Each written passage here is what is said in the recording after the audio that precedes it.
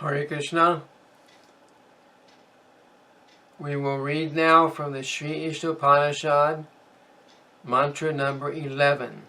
The translation, the synonyms, and the purport for the Sri Ishtopanishad were written by His Divine Grace A.C. Bhaktivedanta Swami Prabhupada. The book was published by the Bhaktivedanta Book Trust. We will start with the Sanskrit verse. Vidyang cha yas tadvedo bhayang saha avidyaya mrityung tirtva vidyanyam mritam ashnute. And then the word for word synonyms. Vidyam, knowledge in fact. Cha, and. Avidyam, nescience. Cha, and. Yaha, a person who. Tat, that. Veda, knows. Ubhayam, both. Saha, simultaneously. Avidyaya, by the culture of nescience. Mrityum, repeated death. Tirtva, transcending. Vidyaya, by culture of knowledge. Amritam, deathlessness. Ashnute, enjoys. Translation. Only one who can learn the process of nescience and that of transcendental knowledge side by side can transcend the influence of repeated birth and death and enjoy the full blessings of immortality. Purport. Since the creation of the material world, everyone has been trying to attain a permanent life, but the laws of nature are so cruel that no one has been able to avoid the hand of death. No one wants to die, nor does anyone want to become old or diseased. The law of nature, however, does not allow anyone immunity from old age, disease, or death. Nor has the advancement of material knowledge solved these problems.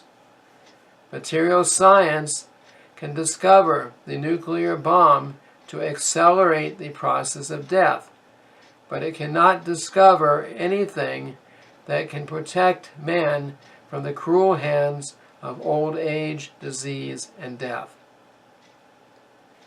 From the Puranas, we learn of the activities of Hiranyakashipu, a king who was very much advanced materially. Wanting to conquer cruel death by his material acquisitions and the strength of his nescience, he underwent a type of meditation so severe that the inhabitants of all the planetary systems became disturbed by his mystic powers. He forced the creator of the universe, the demigod Brahma, to come down to him. He then asked Brahma for the benediction of becoming Amara, by which one does not die. Brahma said that he could not award such a benediction because even he, the material creator who rules all planets, is not Amara. As confirmed in the Bhagavad Gita, chapter 8, verse 17, Brahma lives a long time, but that does not mean that he is immortal. Hiranya means gold. Kashipu means soft bed. This cunning gentleman, Hiranyakashipu, was interested in these two things, money and women, and he wanted to enjoy them by becoming immortal. He asked from Brahma many benedictions in hopes of indirectly fulfilling his desire to become immortal. Since Brahma told him that he could not grant the gift of immortality, Hiranyakashipu requested that he not be killed by any man, animal, god, or any other living being within the 8,400,000 species. He also asked that he not die on land, in the air, or in water, or by any weapon. In this way, Hiranyakashipu foolishly thought these guarantees would save him from death. Ultimately, however, although Brahma granted him all these benedictions, he was killed by the personality of Godhead in the form of Nrsinga, the Lord's half-lion, half-man incarnation, and no weapon was used to kill him, for he was killed by the Lord's nails. Nor was he killed on the land, in the air, or in the water, for he was killed on the lap of that wondrous living being, Nrsinga, who was beyond his conception. The whole point here is that even Hiranyakashipu, the most powerful materialist, could not become deathless by his various plans. What then can be accomplished by the tiny Hiranyakashipus of today, whose plans are thwarted from moment to moment? Sri Ishopanishad instructs us not to make one-sided attempts to win the struggle for existence. Everyone is struggling hard for existence, but the laws of material nature are so hard and fast that they do not allow anyone to surpass them. In order to attain a permanent life, one must be prepared to go back to Godhead. The process by which one goes back to Godhead is a different branch of knowledge, and it has to be learned from the revealed scriptures, such as the Upanishads, Vedanta Sutra, Bhagavad Gita, and Srimad Bhagavatam. To become happy in this life and attain a permanent blissful life after leaving this material body, one must study the sacred literature and obtain transcendental knowledge. The conditioned living being has forgotten his eternal relationship with God and has mistakenly accepted the temporary place of his birth as all in all. The Lord has kindly delivered the above-mentioned scriptures in India and other scriptures in other countries to remind the forgetful human being that his home is not here in the material world. The living being is a spiritual entity, and he can be happy only by returning to his spiritual home. From his kingdom, the personality of Godhead sends his bona fide servants to propagate this message by which one can return to Godhead. And sometimes the Lord comes himself to do this work. Similarly, all living beings are his beloved sons, his parts and parcels. God is more sorry than we ourselves to see the sufferings we are constantly undergoing in this material condition. The miseries of this material world serve to indirectly remind us of our incompatibility with dead matter. Intelligent living entities generally take note of these reminders and engage themselves in the culture of vidya, or transcendental knowledge. Human life is the best opportunity for the culture of spiritual knowledge, and a human being who does not take advantage of this opportunity is called a Naradama, the lowest of human beings. The path of avidya, or advancement of material knowledge for sense gratification, is the path of repeated birth and death. As he exists spiritually, the living entity has no birth or death. Birth and death apply to the outward covering of the spirit soul, the body. Death is compared to taking off, and birth to the putting on of outward garments.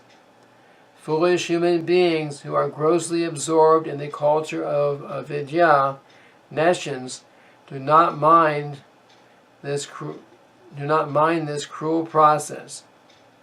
Enamored with the beauty of the illusory energy, they undergo the same miseries repeatedly and do not learn any lessons from the laws of nature.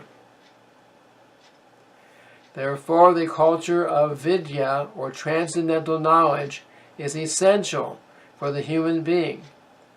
Sense enjoyment in the diseased material condition must be restricted as far as possible.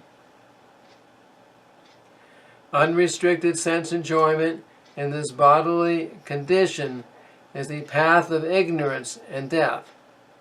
The living entities are not without spiritual senses.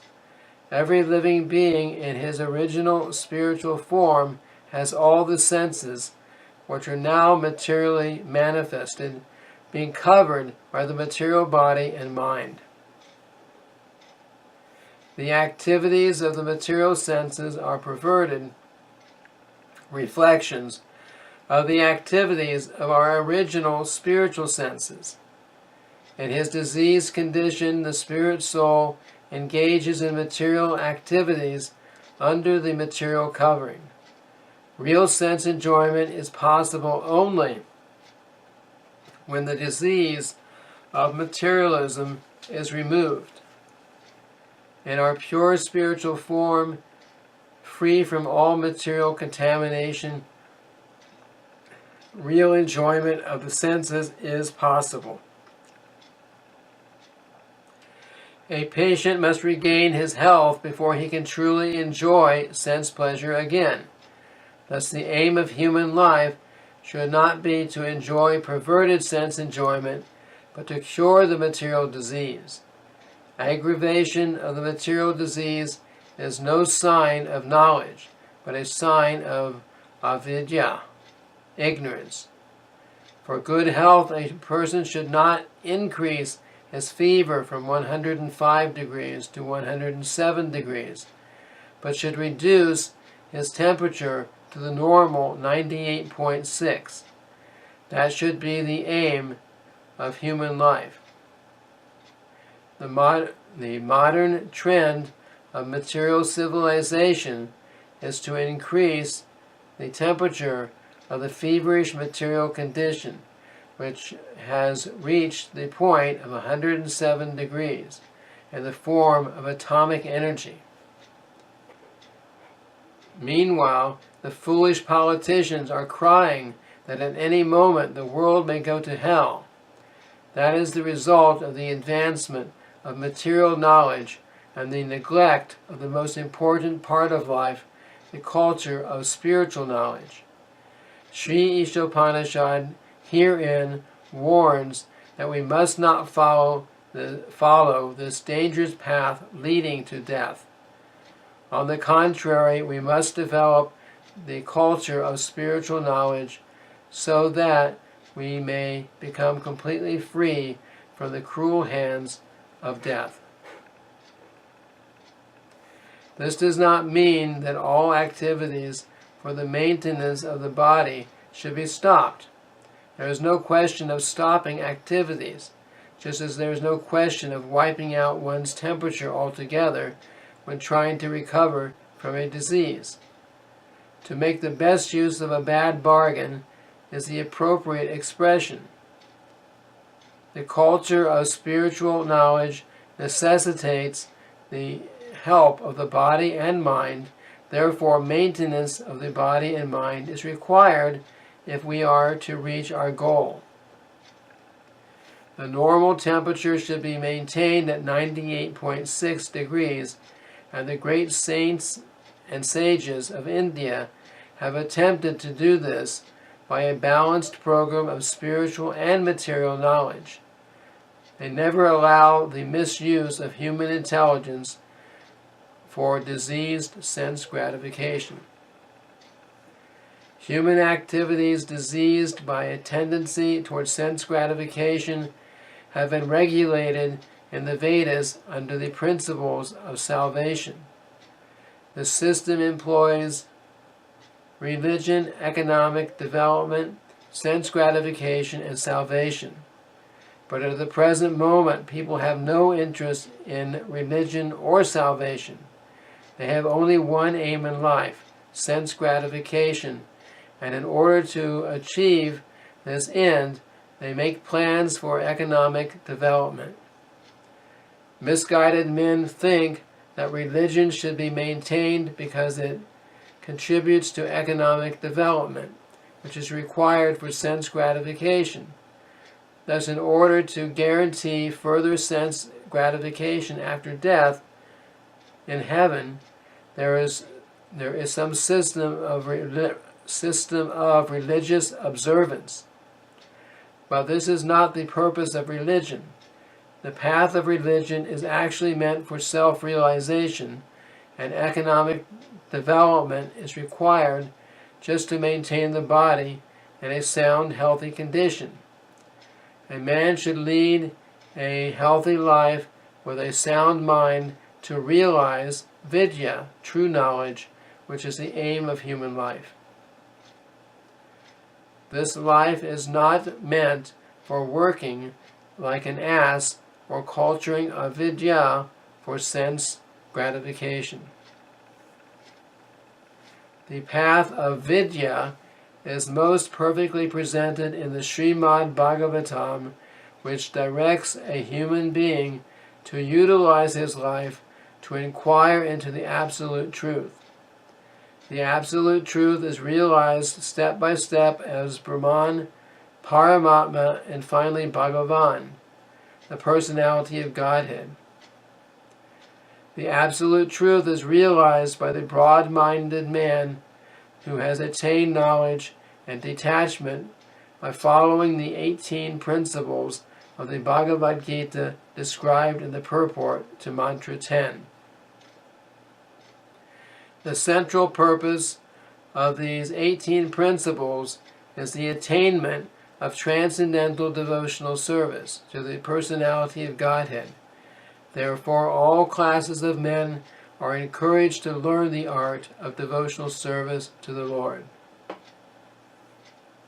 The guaranteed path to the aim of vidya is described by Srila Rupa Goswami in his Bhakti Rasamrita Sindhu, which we have presented in English as the Nectar of Devotion. The culture of vidya is summarized in Srimad Bhagavatam 1.2.14 in the following words. Tasmad ekena manasa bhagavan sattvatam pati strotavya kirtitavyascha deya pujascha nityada. Quote, therefore, with one pointed attention, one should constantly hear about, glorify, remember, and worship the personality of Godhead, who is the protector of the devotees. End quote. Unless religion, economic development, and sense gratification aim toward the attainment of devotional service to the Lord, they are all simply different forms of nescience, as Sri Ishopanishad indicates in the following mantras. This is the reading of the translation and purport to mantra number 11 of the Sri Ishopanishad. Thank you very much. Hare Krishna.